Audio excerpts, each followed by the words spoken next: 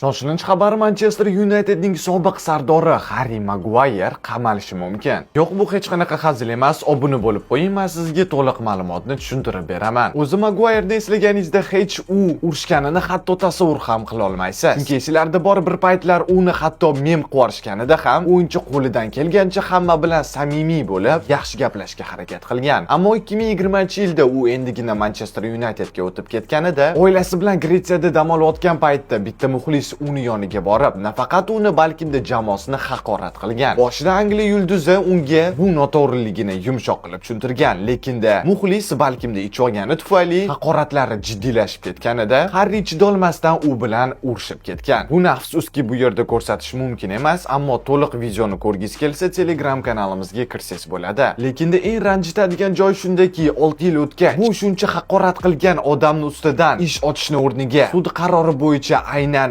urgan, ya'ni Maguire 15 oygacha qamalib ketishi mumkin. Agarda shu odamni rozi qilmaydigan bo'lsa-da, chunki uni ishgaldan keyin ancha-muncha joylari singan ekan. Endi esa do'stlar, menga sizlarning fikringiz juda ham qiziq. Bunaqa holatda o'yinchi o'zi to'g'ri qaror qabul qildimi yoki odamlar nima deyishiga qaramasdan u indamasdan o'tib ketish kerakmidi?